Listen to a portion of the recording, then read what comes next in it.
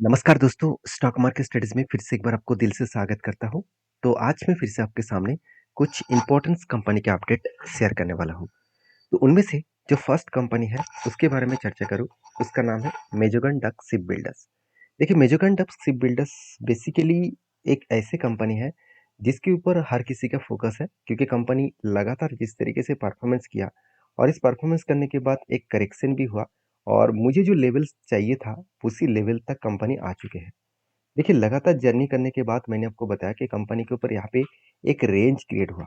वो रेंज कुछ इस तरीके से देखने को मिले, कंटिन्यूअसली एक बाइंग का रेंज मिले, 1, 2, 3, 3 के दिन बाइंग का रेंज मिले और इसकी रेंज के अकॉर्डिंग कंपनी के ऊपर नीचे आने के बाद वही लेवल को टच किया और टच करने के बाद वहाँ पे कंपनी का एंट्री बन चुके हैं। मतलब जब भी इस तरीके से कोई बाइंग का रेंज बने, तो आपको पहले टॉप लेवल और ग्राउंड लेवल, इस दोनों को आपको मार्किंग कर लेना है। दोनों को मार्किंग करने के बाद कंपनी के ऊपर जब इस लेवल से नीचे आएगा, इस लेवल तक आने के बाद यहाँ पे टच करने के बाद यहाँ पे एंट्री बनेगा और इसी लेवल से ऊपर जाने के बाद इस लेवल तक इसका टारगेट बन सकते हैं। तो बेस्ट तरीके से एंट्री बने और बेस्ट तरीके से यहाँ पे टारगेट बन सकते हैं। तो मुझे लगता है, तो सिचुएशन वाइज बात करूँ, तो कंपनी को यहाँ पे एंट्री बन सकता है और यहाँ पे टारगेट बन सकता है। तो एंट्री और टारगेट लेवल का जो डिस्टेंस है, अगर उसको मैं मार्किंग करूँ, तो टोटल रेंज निकल कर आ रहा है 35%। तो सोचिए, यहाँ से अगर एंट्री बने और इस लेवल तक मेरा टारगेट बने, तो 35% का टारगेट बन सकता है। जो लेवल निकल कर आ रहा है टारगेट का 5860। तो प्लीज़ मैं रिक्वेस्ट करूँगा, आप इस ट्रेड को देखकर कल ही बाय सेल मत कर लेना, क्योंकि मेरे लिए एक रिस्की ट्रेड है। क्योंकि कंपनी के ऊपर रिस्की ट्रेड मैं इसीलिए बोल रहा हूँ, क्योंकि कंपनी का जो मतलब डेटा है, उस डेटा को मैं आपको दिखाऊँगा। अगर मैं क्वार्टर रिजल्ट के बारे में बात करूँ, देखिए कंपनी पिछले साल के तुलना से कंपनी के इस बार सेल्स तो थोड़ा-सा बढ़े, मगर पिछले क्वार्टर्स को कंपनी बीट नहीं कर पाया। मतलब ईयर ऑफ ईयर बेसिस में तो एस्टीमेट को बीट किया है, मगर क्वार्टर ऑफ क्वार्टर बेसिस में कंपनी एस्टीमेट को बीट नहीं कर पाए। तो ये एक कारण है, जिस कारण की वजह से शेयर में फॉल देखने को मिला। तो रिकवरी होगा कि नहीं होगा वो बाद में पता चलेगा, मगर मुझे एक पॉइंट बेस्ट लगा। 314 करोड़ से 600, ऑलमोस्ट 696 करोड़ के आसपास कंपनी का प्रॉफिट देखने को मिला, जो पिछले क्वार्टर के तुलना से ज़्यादा है। मतलब प्रॉफिटेबिलिटी जो जर्नी है, वो स्ट्रांगली यहाँ पे ग्रोथ हुआ। अब स्ट्रांगली ग्रोथ के मतलब क्या है, कंपनी अच्छा खासा यहाँ पे जर्नी किया, अच्छा खासा यहाँ पे जर्नी कंपनी दिखाने देखने को मिला। तो मुझे लगता है बेस्ट तरीके से यहाँ पे सिचुएशन क्रिएट हुआ और इस सिचुएशन के बेसिस में कंपनी आगे बढ़ रहा है। बाकी एज ए इन्वेस्टर प्रोमोटर से लेकर एफएसडीएस पब्लिक के हिसाब से बात करूँ, तो देखिए प्रोमोटर ने माल ही नहीं बेचा, क्योंकि सेबी के रूल्स के हिसाब से किसी भी प्रोमोटर के पास 75% से ज़्यादा होल्डिंग नहीं होना चाहिए। मगर यहाँ पे तो कुछ उल्टा हो गया, 75% से भी ज़्यादा होल्डिंग्स है। उसके साथ-साथ एफएस और डीएस के पास भी होल्डिंग्स छोटा-मोटा है। क्योंकि जब माल बेचेंगे तब इंस्टीट्यूशन उसका माल खरीदारी करेंगे। तो देखिए, कंपनी के बाकी पॉइंट्स तो ठीक है, जैसे बैलेंस शीट को चेकआउट किया जाए, तो कंपनी के ₹1 कर्जा है, सिर्फ 1 करोड़ का कर्जा है, मतलब एकदम ज़ीरो कर्जा है। फिक्स्ड एसेट और रिजर्व लगातार बढ़ते चले गए, एक गुड पॉइंट्स है। हाँ, इस बार कुछ फिक्स्ड एसेट को बेचना पड़ा और साथ ही साथ कंपनी के ऊपर जो मुझे सबसे इम्पोर्टेंस पॉइंट लगा कि म्यूचुअल फंड ने इस कंपनी के ऊपर कोई भी होल्डिंग्स तो उठा नहीं था, अभी धीरे-धीरे करके वो होल्डिंग को बढ़ा रहा है। बाकी मेरा जो व्यूज़ है इसके ऊपर, चार्ट के ऊपर, मैं कंटिन्यू करूँगा, क्योंकि इस जगह से मैं इस टॉप लेवल तक इंतज़ार करूँगा। तो प्लीज़ इस वीडियो को देखकर आप अ, मेरे तरफ से कोई भी रिकमेंडेशन का आशा मत करिए।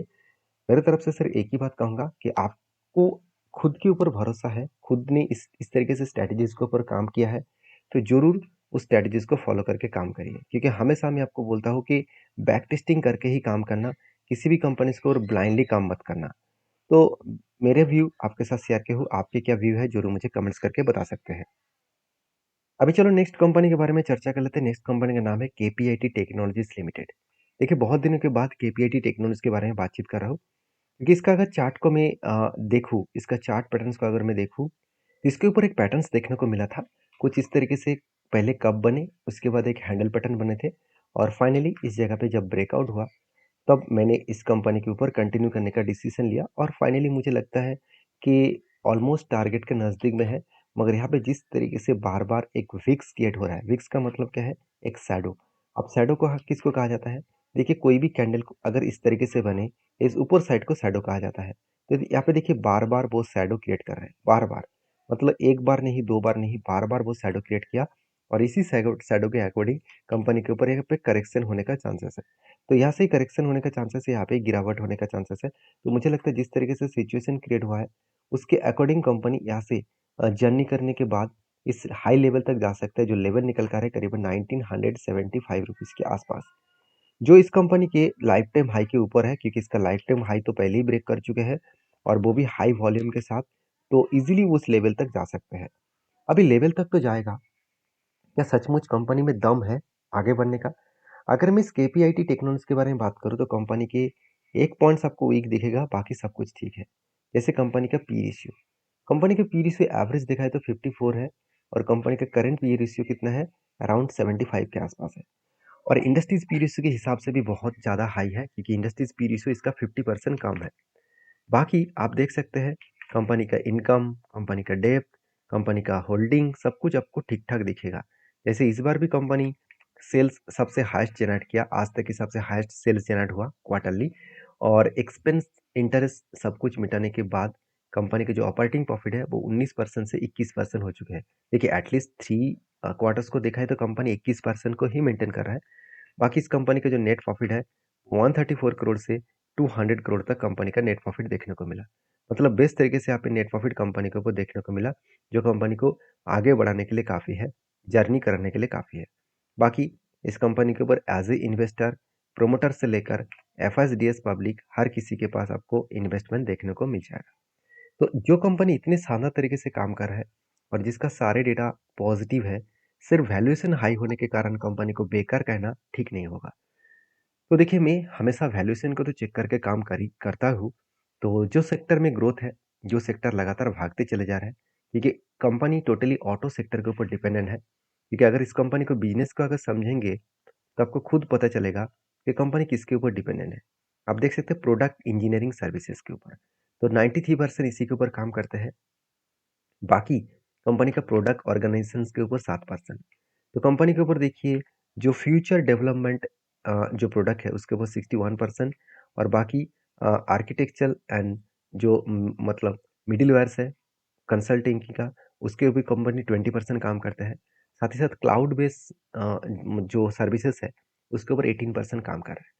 तो कंपनी टेक्नोलॉजी बेसिस काम कर रहा है और वही टेक्नोलॉजी को कंपनी सर्विसेज देते हैं, क्योंकि जो ऑटो सेक्टर है, ऑटोमोबाइल इंडस्ट्रीज है, उसके ऊपर कंपनी ज़्यादा से ज़्यादा काम करते हैं।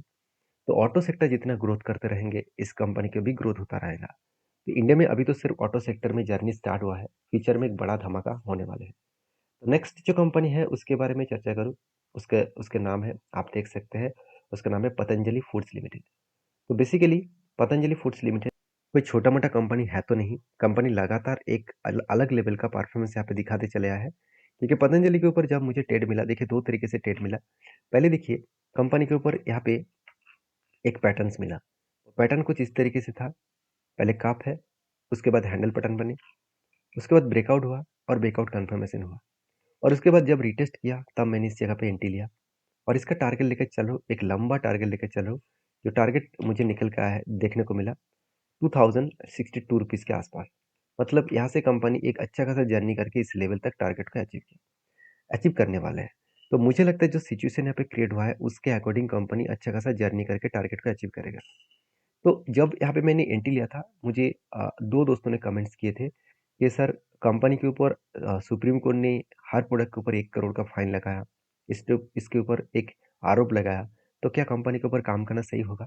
देखिए पतंजलि का जिस प्रोडक्ट के ऊपर गवर्नमेंट ने सुप्रीम कोर्ट ने आरोप लगाया, जिस प्रोडक्ट के ऊपर सुप्रीम कोर्ट ने 1 करोड़ का फाइन लगाया, वो एक्चुअली आयुर्वेदिक सेगमेंट है।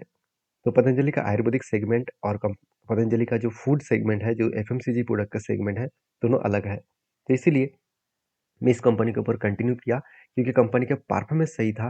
परफॉर्मेंस के बारे में बात करूँ तो कंपनी क्वार्टरली रिजल्ट में देखिए कंटिन्यूसली सेल्स को मेंटेन्स किए और कंपनी ऑपरेटिंग प्रॉफिट मार्जिन को बहुत शानदार दिखाया, और इसीलिए मैं कंटिन्यू किया, क्योंकि 2% के ऑपरेटिंग प्रॉफिट मार्जिन से 4%, 5%, 6% तक लेके गया।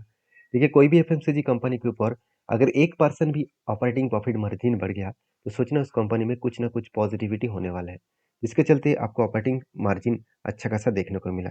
तो मुझे जो डेटा देखने को मिले हैं वो मैं आपके साथ शेयर करूँ। आपके क्या व्यू है, ज़रूर मुझे कमेंट्स करके बता सकते हैं।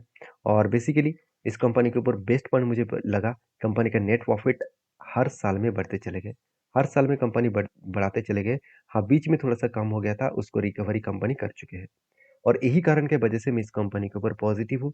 इसी की वजह से मैंने ट्रेड लिया। तो फर्स्ट ट्रेड यहाँ पे बने और दूसरा ट्रेड कुछ इस तरीके से लेवल में बने। 2 बार इस कंपनी के ऊपर ट्रेड बना, क्योंकि यहाँ पे भी एक बाइंग का रेंज बना था। कंटिन्यूअसली बाइंग का रेंज बने 23%। तो जब नीचे आए, इस लेवल को टच किया, तब एंट्री बने और इस हाई लेवल तक इसका टारगेट बने। तो एंट्री और टारगेट बेस्ट तरीके से देखने को मिला। तो मुझे लगता है जो सिचुएशन क्रिएट हुआ, उसके अकॉर्डिंग कंपनी अच्छा खासा यहाँ पे टारगेट को जनरेट किया और बेस्ट तरीके से टारगेट पाने के बाद कंपनी कंटिन्यू कर रहा है। इसलिए मैंने यहाँ पे एग्जिट नहीं किया, वो कंटिन्यू में जारी रखा हूँ, क्योंकि मैं टोटली जो टारगेट है इस लेवल तक लेने वाला हूँ। तो कहने का मतलब है कि कंपनी आपको बार-बार एंट्री लेवल देता रहेंगे। इसके लिए आपको कंपनी के बिज़नेस को, कंपनी का फंडामेंटल्स को, फाइनेंशियल को और उसके साथ टेक्निकली चार्ट पैटर्न्स को समझना पड़ेगा। जो लोग ब्लाइंडली किसी कंपनीज़ को बाय सेल कर रहे हैं, उसके लिए मैं रिक्वेस्ट करूँगा, आप एक बार स्टडी करके काम करना। क्योंकि किसी भी कंपनीज़ को बाय सेल करने से पहले आपको सोचना पड़ेगा। जैसे देखिए, यहाँ पे भी बाइंग कैंडल बने। क्या सही में इस बाइंग कैंडल के रेंज के हिसाब से मैं कोई अगर नीचे आए कोई टेल लेने वाला हूँ?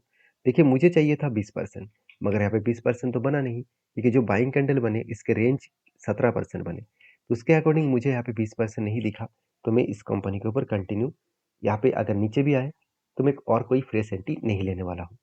तो इस तरीके से मैं डिटेल्स को समझकर काम करता हूँ। तो आप भी सारी चीज़ों को समझकर काम करिए। फिर भी आपको कोई डाउट है, तो मुझे कमेंट्स कर सकते हैं। और अगर किसी कंपनी को और बाय सेल करना है, तो आपके जो फाइनेंशियल एडवाइज़र है, उसके साथ बातचीत करके काम करिए। क्योंकि मेरा काम है सारी चीज़ों को आपके साथ शेयर करना, आपका काम है उसको वेरीफ़ाई करके काम करना। क्योंकि मैं कोई सेबी रजिस्टर्ड पर्सन नहीं हूँ। लास्ट जो कंपनी है, उसके बारे में बात करूँ, उसका नाम है बोन दादा इंजीनियरिंग लिमिटेड्स। एक छोटा-सा कंपनी है। तो इस कंपनी के ऊपर मैं बात करूँ, कंपनी का जो कंपनी का जो बैलेंस शीट है, वहाँ पे बताया गया कि कंपनी हर एक के बदले 5 शेयर यहाँ पे 2 तारीख में देने वाले हैं। तो ये था कुछ कंपनीज़ का अपडेट। वीडियो अच्छा लगे तो प्लीज़ लाइक करना। Thank you.